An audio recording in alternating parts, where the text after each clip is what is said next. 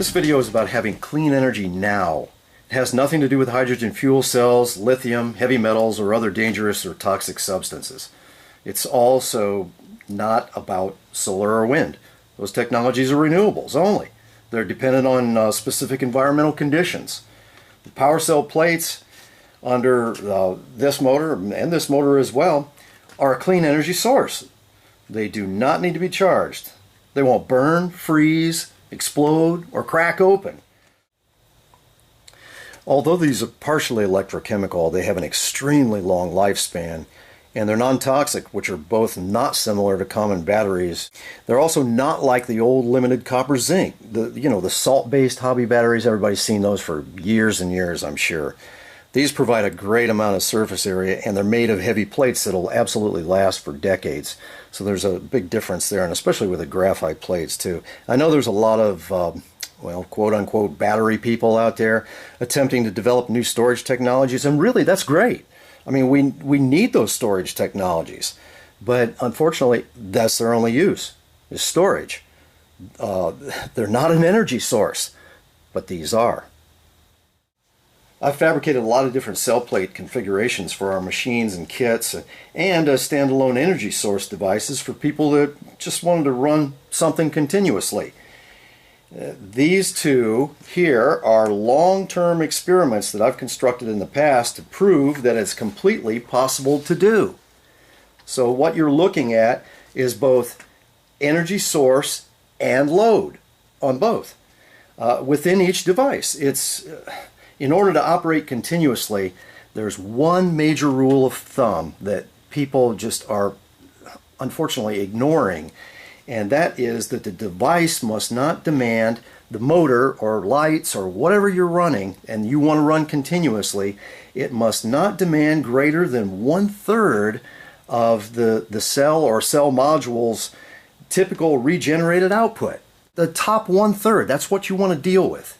You can't extract 90% of what the cell's showing on a meter.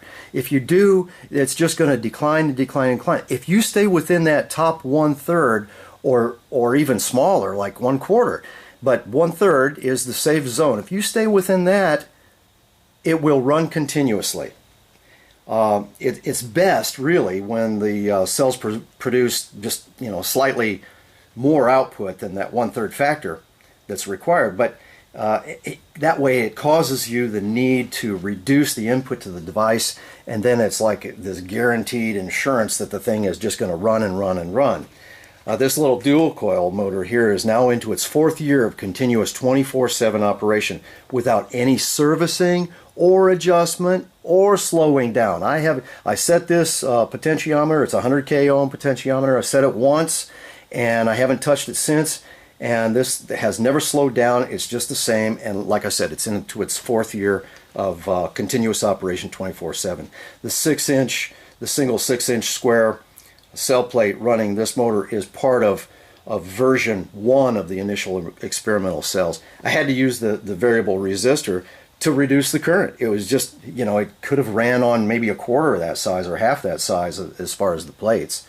But I just wanted to make sure that I had enough, but I had to put the variable resistor on there so that it wouldn't overpower the dual coil motor and destroy itself mechanically, because it bangs up against the little plastic housing, or overloading the little capacitors that are on the circuit boards, or cooking maybe like transistors. Each one's got a couple of transistors on the board.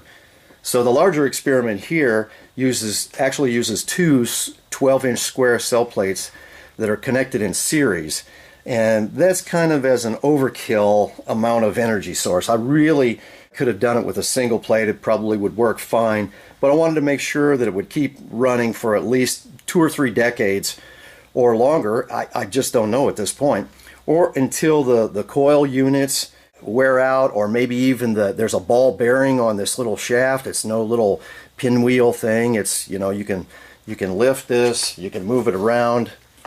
I'm just showing you. There's nothing under it either. I put a 10K ohm variable resistor on this one here, and because of the dual plates, I need to cut down the power, even though there's 8 circuit boards to power and 8 coils to power, and then the friction of the shaft. So that's a nice little load here. So you've got a source and a load combined into one. So and this one's running, I think the last time I measured, it's about 100 or 110 RPM, something like that. And it seems to be a nice sweet spot for the variable resistor, so I just leave it at that. But here's the question.